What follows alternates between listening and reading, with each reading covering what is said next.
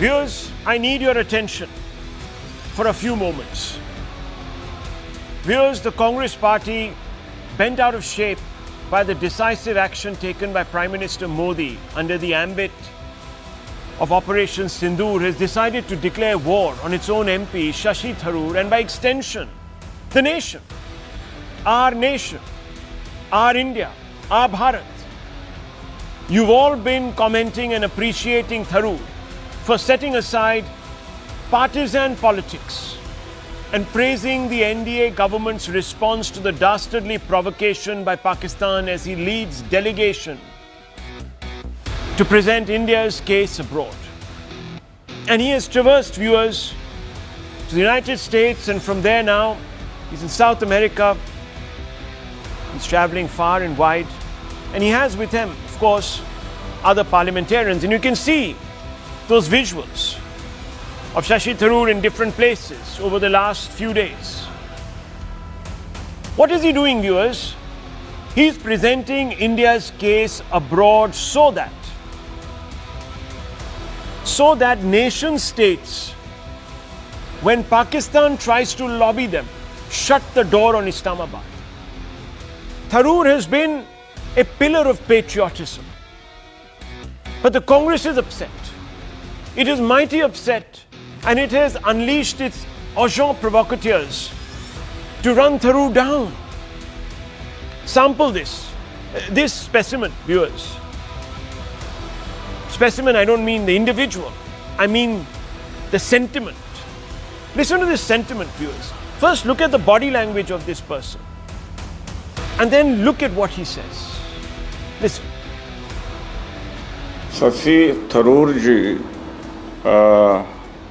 BJP के super प्रवक्ता हैं, जो बीजेपी के लोग नहीं कह पा रहे हैं। मोदी जी की चमचागिरी या मोदी जी का गुणगान जितना वो नहीं कर पा रहे हैं, और बीजेपी के लोग उससे ज़्यादा शशि थरूर कर रहे हैं। शशि थरूर को पता है कि पहले की सरकारों ने क्या किया। पहले की सरकारें ढोल नहीं पीटती थी। ये मोदी जी जैसा नहीं कि करेंगे नहीं और प्रचार करेंगे और सेखी बघारेंगे और उसका लाभ लेंगे। सेना की कार्यवाही का लाभ लेने के लिए कांग्रेस पार्टी उसको पब्लिक डिक्लेयर नहीं करती थी। Viewers, he's sitting on a Congress platform and he's looking pained. He's looking very pained. He's looking pained because today the world is listening to people from his own party who are speaking for India. And if the Congress professes to be the guardian of the national interest, why does Tharoors Praise for India rile the Congress party?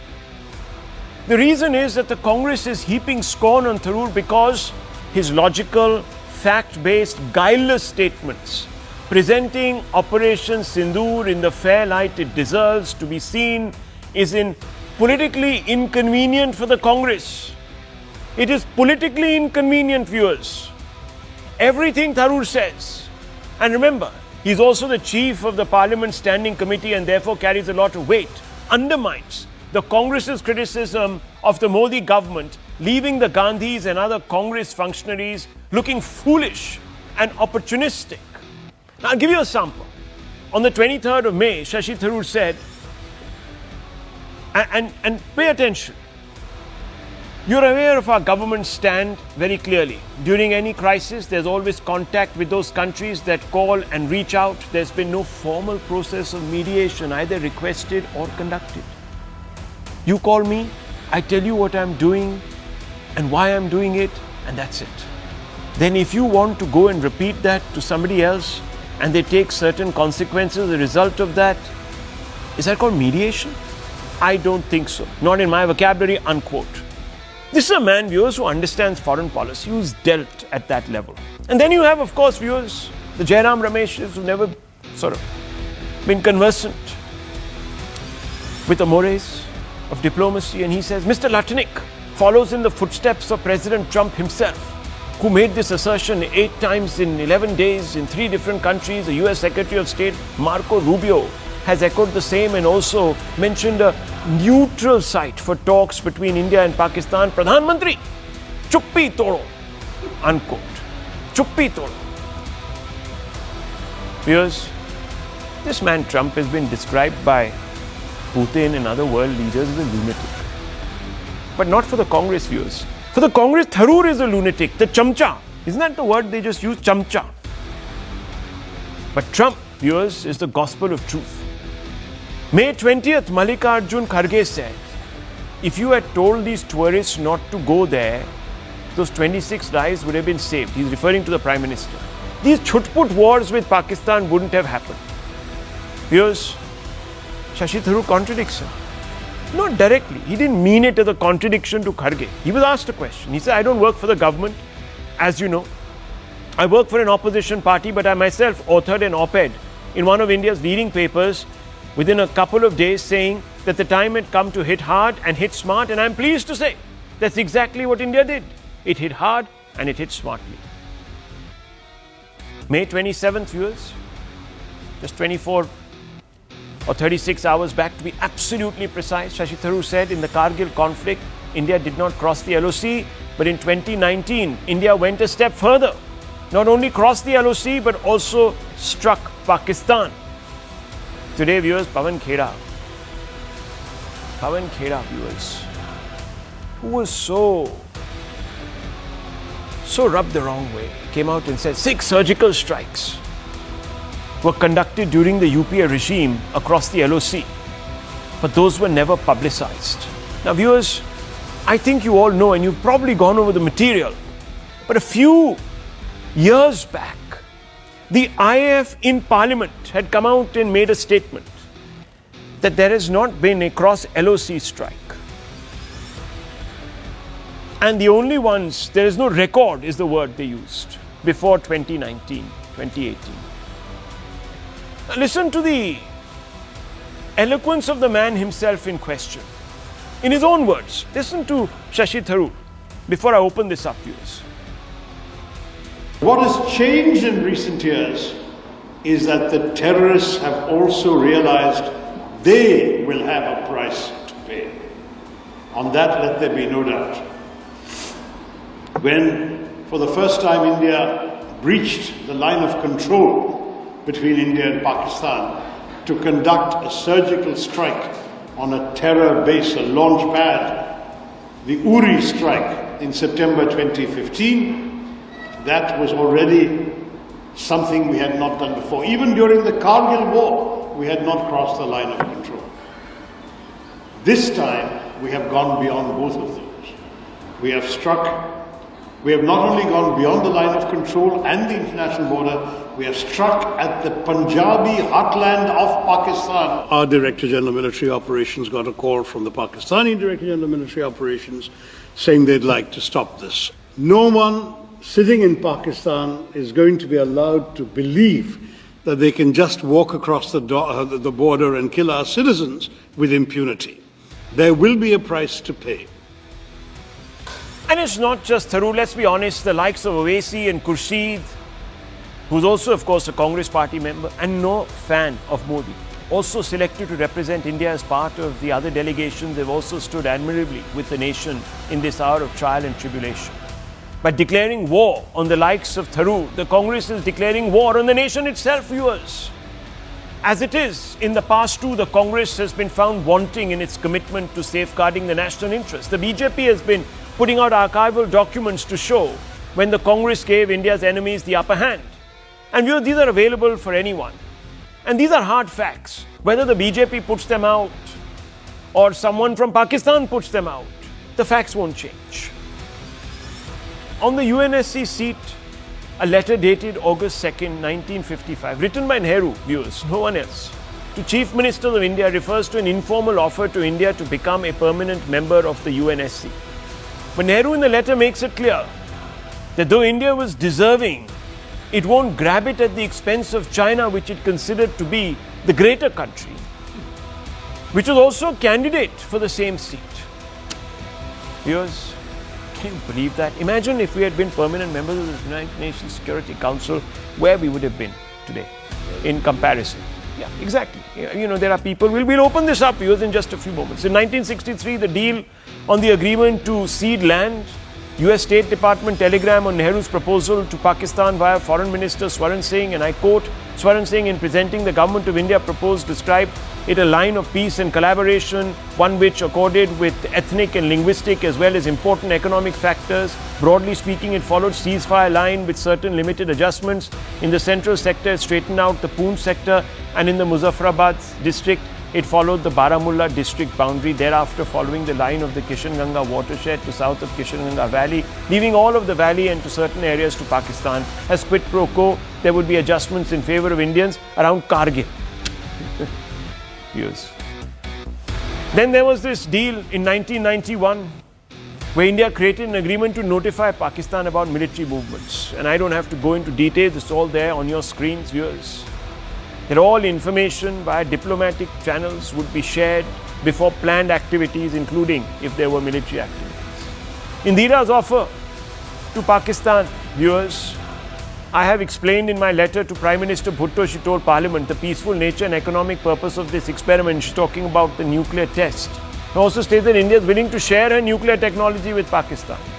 Then, viewers, in March 1987, Rajiv Gandhi pretty much even called upon the United States to intercede in what really was a bilateral relationship. It's all there, viewers. I mean, these are documents you can look up if you have the time. Now let's open this up because we have questions to ask, and these questions are important tonight.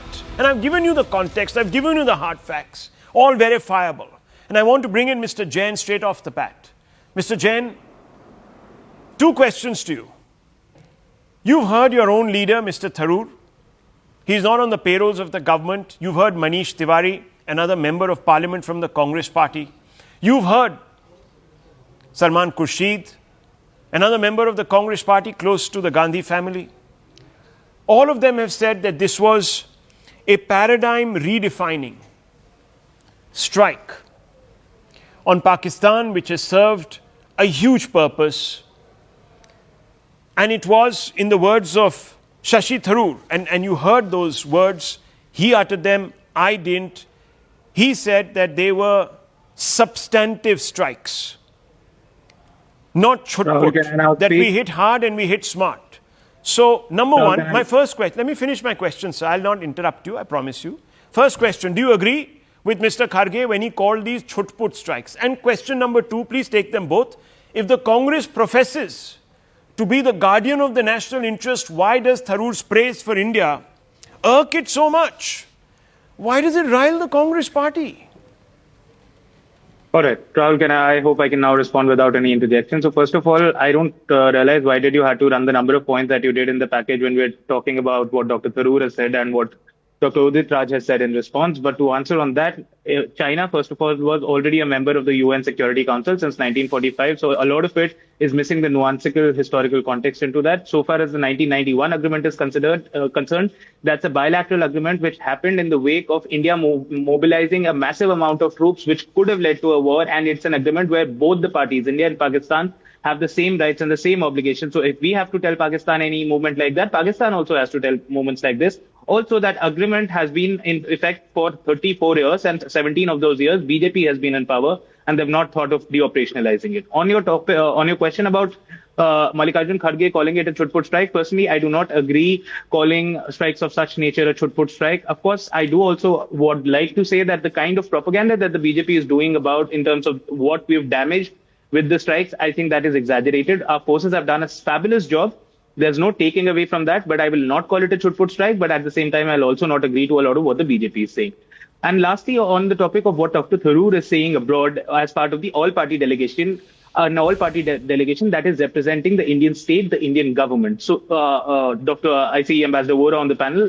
He would tell you that diplomacy is not about, sir would tell you that diplomacy is not about always telling 100% of the truth. It's about saying what serves your national interest best. That may be a lie, that may be the truth, that may be an omission, that may be siding with your opposition party, that may be siding with the ruling party, but you do what your line is. And right now, members of this delegation are towing the government line as they must, as they should. That is what Dr. Tharoor is doing.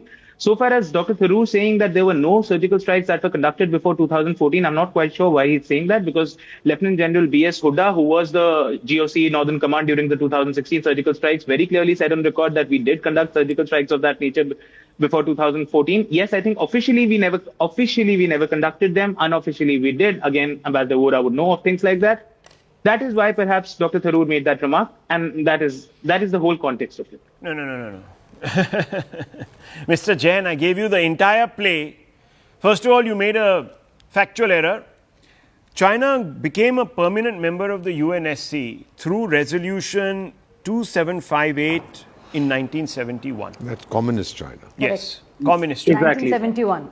Exactly. ROC was a part since 45. So hang on. That doesn't matter. It's like saying Taiwan was. Right. So please understand that they were recognizing a China that didn't really exist on paper. Okay. So please understand, don't be too clever by half here. Don't score an own goal at the very beginning. But you didn't answer my simple question about Mr. Tharoor. Why is your party calling this man a super spokesperson of the BJP for articulating a position that you yourself are saying should be articulated? Chamchagiri mein isme kyun aa gaye? Why are you talking about chamchagiri? I am not saying these words. Udit Raj, look at his face. He looks as if, well, what can I say? It looks as if he's very pinched. He's very pinched. He looks very pained that Shashi Tharoor has gone there and said to the world that we've done something of repute and remarkable. Which you've always done, Rahul. I think no. That's a different question. You answer the question. Do you believe that people like Udit Raj, now you said that you have a problem with Mr. Kharge saying what he said. You wouldn't have said it like that, this, that, the other. But he still remains the president of the Congress party at a time when we are telling the world that we have done a lot more. And Pakistan is lying through its teeth. Now when Kharge gets up and says, Chutput, all the Pakistanis have to do is to point their interlocutors in the direction of Mr. Kharge and say, these Indians are liars. The opposition there says it was Chutput. So you're letting down India. Why are you letting down India at a time like this, Mr. Jain? This is a question. Rahul, Operation Sindhoor was a limited military strike, as the Indian government and the DGMO have themselves said. It was not a full-scale war, unlike some members of the BJP. We're not talking about war here. It doesn't mean that a limited conflict. Hello, sir, do you know that the Israel-Arab war lasted 4 days? It's not about the length of the days, it's about the extent of the damage. No, hang on, just a minute. No, please, understand. We hit them where they've never been hit before. Never. Are you saying that is Chutput? They've been hit in Rawalpindi. That's not a war. That's not a war. And again, on Dr. Tharoor's statements, oh my God. Key objection that Udit Raj has, look at this party. Look at this party tonight. It will hair split. It will go into, as Mr. Vora is saying, into semantics to defend the indefensible, viewers. They are spitting. I have to say this, spitting on the valor of our forces.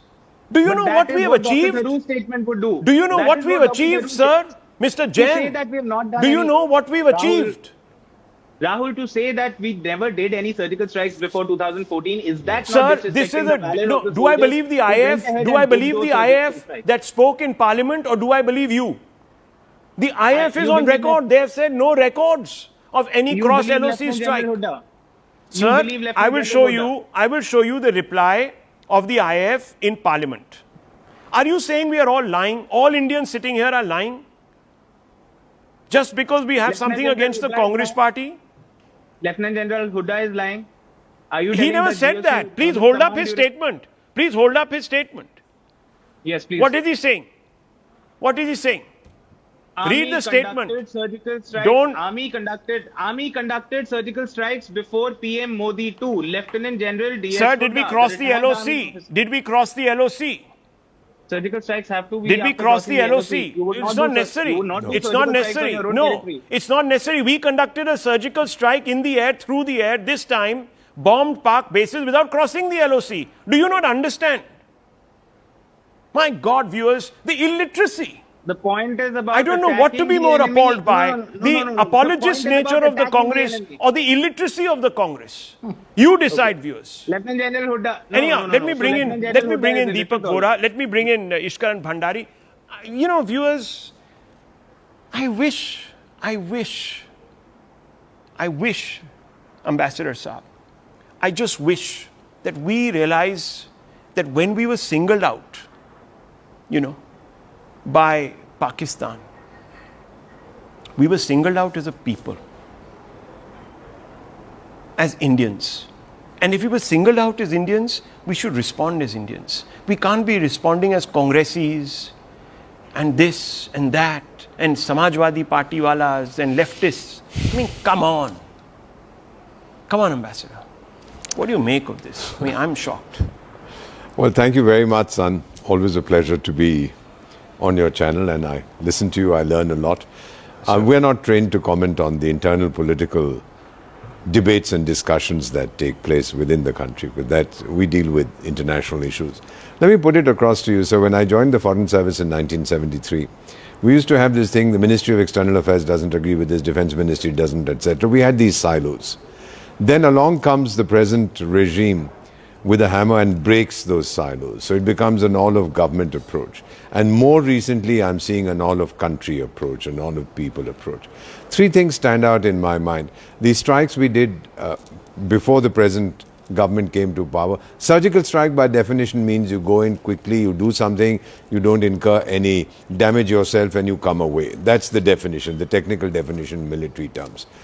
So what I have seen, sir, three things as far as this is concerned. Sir, privileged to be special advisor to three African governments, and all three, either the defense ministers or people from senior positions came back and said, well done, you did it, whatever you had been saying that you would do, because that international comprehensive convention against international terrorism has been hanging on in the 80-year-old UN. For 30 years, we've not been able to do anything. And then Prime Minister made it very clear in Bihar that we'll do it alone. He didn't say Pakistan. He just said, we'll find these terrorists wherever they are. We'll pursue them to the end of the earth and we'll bring them, we give them their deserts. We'll destroy them. Now, that was greatly appreciated because, sir, 193 members, this is a statistic worth noting. 193 members of the UN, over 100, as per the latest global terror tracker index, over 100 suffer from terrorism. And of that 100, 90% is jihadi terrorism. Now, you like it, you don't like it, it's up to you. I'm only quoting the figures that have been done by the Terror Tracker Index. So the first thing was that we showed the world that we are capable of going it alone, which is what the Prime Minister had spoken in English. That's a very powerful message. Yeah. That now I'm not going to go to uncle and say, I used to do that when I was posted in Washington. Look at these terrible fellows, what they're doing. Uncle, listen to me. So, Ambassador Saab, then why is the Congress going out on a limb to make... Well, you see, the point is, if you undermine, let's say you're a diplomat representing our country. Now, if I start criticizing you, I undermine your credentials. I'm finished, no? Then there's nothing I can do. You nothing you can do because the people you're trying to convince will say, excuse me, you have zero, integrity. Oh, but that's happened to us. It's good when I go and tell country X that, look, we have done this and we are united. They have actually turned around, some of them, in my career, and said, but your own opposition fellows or politicians or whoever are saying the opposite. Why should we believe you, Mr. Ambassador? It undermines my own credibility. But when we present a united front, that the whole country says this was a bad thing these guys did and we have to thrash them, then that is greatly appreciated. Second message that we have given is, of course, the quality of our equipment. There is no question about... sir, I was told by a senior military officer that 27 countries, amazing, want to buy, including one of the three countries I represent. He asked me, Ambassador, where can I get the BrahMos? So I said, well, go buy it on Amazon if you want the BrahMos. I mean, it was meant to be a joke as far as my response. But they're looking at it. They're looking at the superiority of Indian equipment. No, and we've now been able to sell equipment to about 90 countries. We are, you're so right. And the final thing was, sir, I'm asked this question sometimes, well, who stood up with us? What do you want them to stand up for? When the Iran-Iraq war took place, we didn't take sides. Ukraine-Russia war, we don't take sides. We don't stand up and say, okay, I'm on your side. Even though we have excellent relations with Armenia, during the Armenia-Azeri war, so I was your ambassador in Armenia, we don't take sides. This gives us a certain credibility. I don't like the term, but the moral high ground, because I'm not choosing. It's your conflict, and I want you to stop that conflict. But when I'm hit, then I must hit back. Absolutely. Sir, Hindi mein, there's something I want to say to the millions of people. Sir, you are insanely popular. You're much younger than I am. I'm 74. Let me just tell you, ये अकेला देश है, sir, which I tell my foreign colleagues. हम लोग पुराने शास्त्रों की भी पूजा करते हैं, हम शस्त्रों की भी पूजा करते हैं. It's an amazing civilization, and now they are beginning to understand India will not offer the other cheek when it's hit. It will smash your face. Viewers, the credibility of the message will be as credible as the person who's delivering the message. If you're going to shoot that person, the messenger, as they say, the message is going to be bullet ridden. Let me tell you. And that's what the Congress is doing. And they're doing it, viewers. They can score a few political points. Look at this UBT party. UBT party. It's a small party, viewers. Got thrashed in the Maharashtra elections.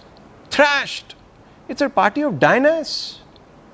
But it was founded by a man, viewers, who bled for this country. Let me tell you.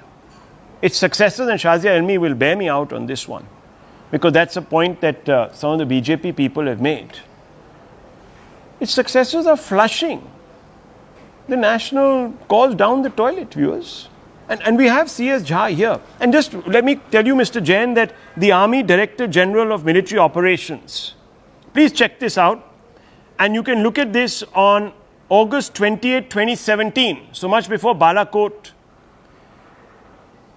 An RTI response. The DGMO said a surgical strike was carried out on September 29, 2016. He's talking about Uri. This section does not maintain records of any other surgical strikes, if any, conducted earlier, unquote. If any conducted earlier. Rahul, because a lot of things are not done so officially. Viewers, let me tell you. Let me tell you, 1 second. I only know one person. See, he's bringing out Huda. 1 second. General Huda, very respectable man. No, hang on. But there was a man. There was an air chief. There was an air chief called Folly Major. There was an air chief called Folly Major. And you know what Folly Major said, viewers? Now, you choose who you want to believe, Huda or Folly Major. He said, after 2611. Listen to me. After Ginger. Mr. Jain, no, I'm not talking about General Huda now. I'm not one talking second. about General Huda. After 2611, there was a gentleman who basically was told, there was the Prime Minister of this country, who was told that, look, we are ready to strike across the LOC. Surgical strikes. Yes. The Air Force is ready. But viewers, Folly Major, Air Marshal Folly Major, the IF chief said that I wasn't given clearance. So if a country can't avenge one of the biggest terror strikes on its soil, then viewers, what were they avenging before that? Why would they have needed to cross the LOC? I don't know, to be honest. I know they crossed the LOC to eat biryani in Lahore and to go and hug that other reprobate, that general of theirs, before this Munir chap. December 2015. So I remember one Sidhu character who you all watch, viewers, give him massive ratings. He makes a lot of money. He went and hugged one of those Pakistani generals.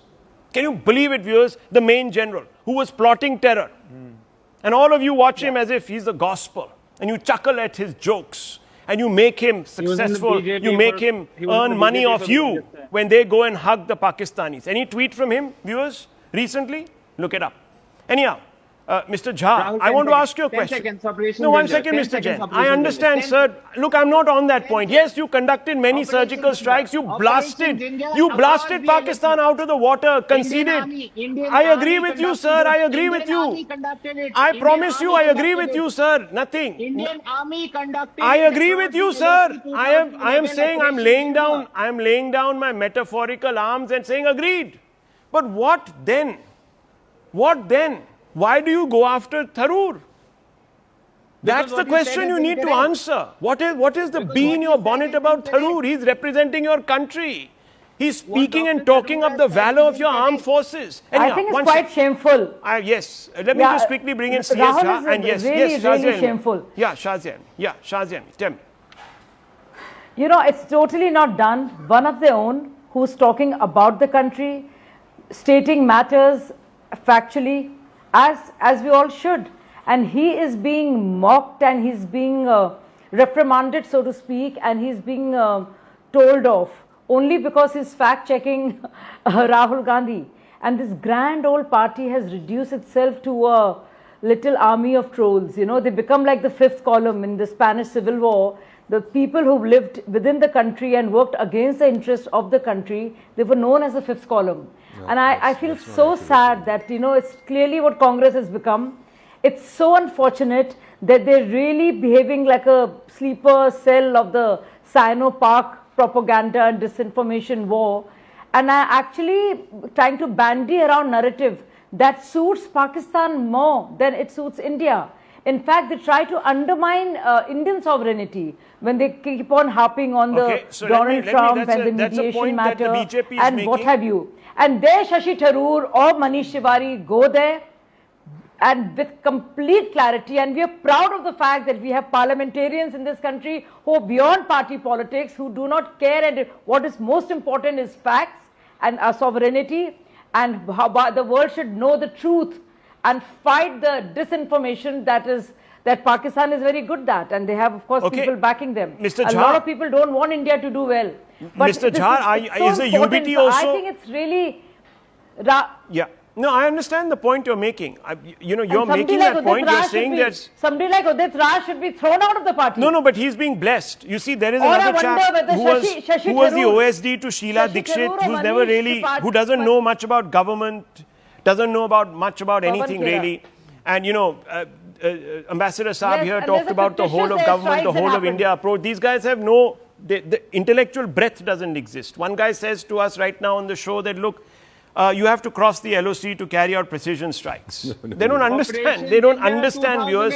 They are just taught like parrots. They are sent here. But Mr. Jha, okay, sir, I agreed.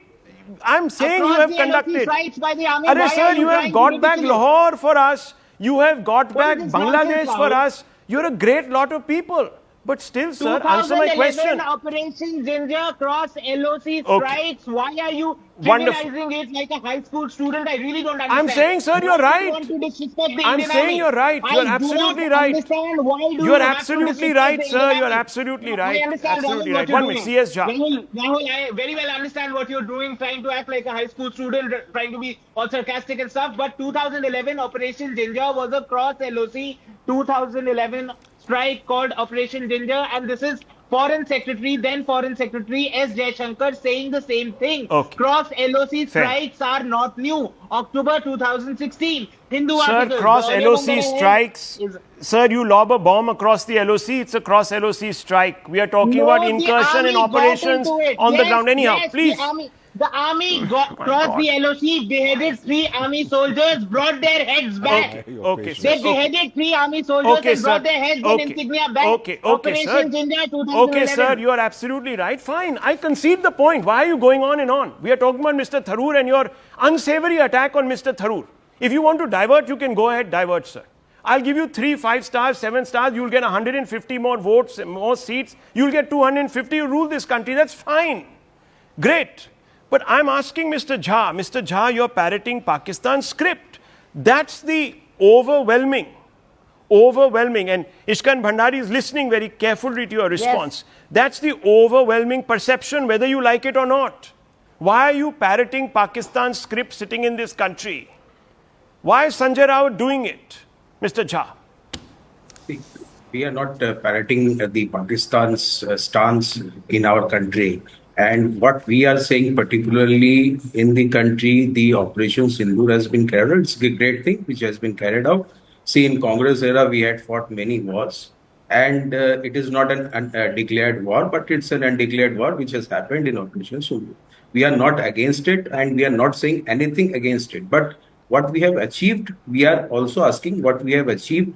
And we are asking pertinent questions about the achievements of the Operation Sindhoor. Just a minute. We are also CS Jha Saab, this is the statement of Mr. Sanjay Raut. Operation Sindhoor was a failure. This is exact. There it is. Operation Sindhoor is a failure. We in opposition refrain from talking about it, keeping in mind the interest of the nation. What is he saying, viewers? Shame. Read between the lines. कि हमने तो बात ही नहीं करनी थी. इतना failure operation था because we don't want to talk about it. हम अपने देश की लाज रखना चाहते हैं. patronizing if manner. If you are asking for a failure, is this viewers a statement of an Indian leader? Yes, this is a statement in regard to achievement which has been done in the Operation Sindhoor, and we are questioning. So he's saying it's a failure. It is a failure, he's saying. The emergent meeting in the parliament has never been called on. He said it's a failure. No, forget about that emergent meeting in parliament. One second, Ishkaran Bhandari, their problem is that we should have a tamasha in parliament. Let's waste taxpayers' money a little bit more. We don't believe the DGMO because Mr. Jain doesn't. Jain, RTI has come out. What BJP is doing one second, RTI was filed. The DGMO response. The military can't be believed. We have to believe some other people. Anyhow, very quickly, Ishkaran Bhandari. Yes. The fact is, do you believe, and I'm sorry I've come to you so late, but you had to establish some red lines on this debate. So Ishkaran Bhandari, what do you make of the Congress party's pain, the India bloc's pain today? Shashi Tharoor is articulating a point, they have a problem with it. Why?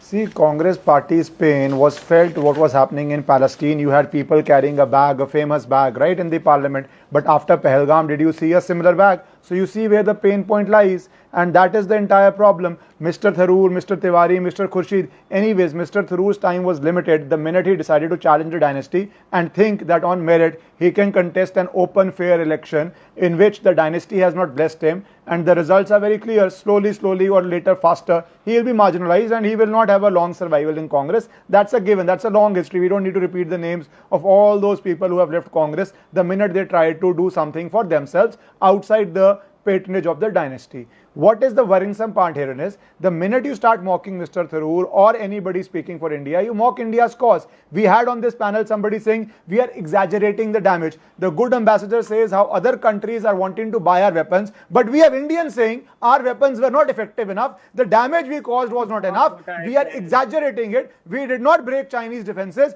We did not precision hit Pakistani air bases. It is all exaggeration. Everything you speak in today's environment is carried globally. We live in the... Don't interrupt, Rahul. I had my say now. I need to speak this. So every small thing you do, including saying our army did not do enough, is going to harm India's interest. And when you do it at a time of war, what was India's interest? A laundry list you read in the beginning of the program, Rahul. I advise the viewers to rewatch it, because even today, while we were having war with Pakistan, we were giving them water. It is only now we have stopped the water, and the consequences of that are going to be felt. But if you want to supply water to those who want our blood, then of course you'll have a problem. And what is Chota Mota strike, Mr. Kharge says? Of course, Rahul, it's right. He's not wrong. I fully agree with him. If after 26/11 you did not feel the need to do anything, you will of course find what this government does as Chota Mota, because you have to justify your inaction. Absolutely. Because there is no reason,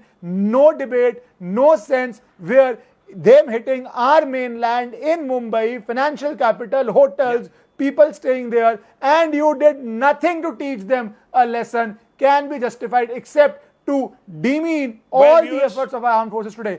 Our armed forces were capable in Mumbai. Rahul, just last point. Our armed forces were capable of teaching Pakistan a lesson during 26/11. They are capable today. Only difference is political will and political go-ahead. And on the other side, viewers, political insecurity. That's what it is. Political insecurity is forcing the Congress to punish, ridicule a patriot. Is that the real reason? That's a question I leave for you to ponder. I just want to move on, viewers, because this Operation Sindhoor is not over. Network 18 decimates Times Internet with over 6 times more unique users on social media. Network 18, the undisputed leader of news networks.